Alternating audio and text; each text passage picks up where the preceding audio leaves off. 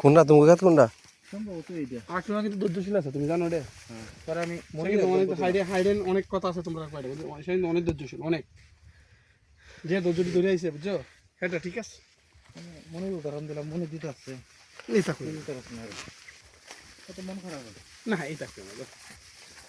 ওর কাছে কি আরো লাখ দেড়েক টাকার বাগর আমরা আরে কই যাই দিকে আমরা আরো কাছে টিয়া পয়সা দিয়ে তোর একটা কিনে দিব নি স্থায়ী ভাবে বাইরো পরে আর শুনে আরে থাকো না সে হ্যাঁ অনেক কষ্ট হচ্ছে গো মানে হ্যাঁ কষ্ট করে দিছে ফেক পয়সা যাও তোমরা যাও এই আমরা আব্বার মতো না কইয়া হেড জিনিস বেচ চলছে এরকম তোমরা যাও তুমি বুঝাতেছো কতটুকু ভয়ঙ্কর ব্যাপার যাও যা সবাই কাদা সবাই কাদা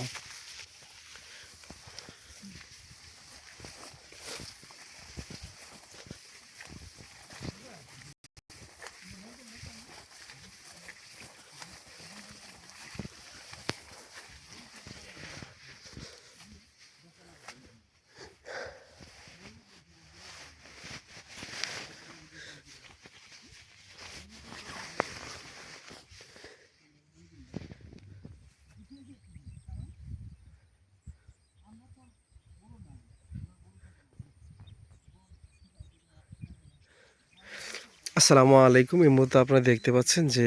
গ্রামের কি সৌন্দর্য, ক্ষেতগুলা সব হাওড় অঞ্চলে। এই যেগুলো আপনি দেখতে পাচ্ছেন পাহাড় না, বিলের পর বিলের পরে বিল সবগুলো হচ্ছে এগুলো ধান ক্ষেত।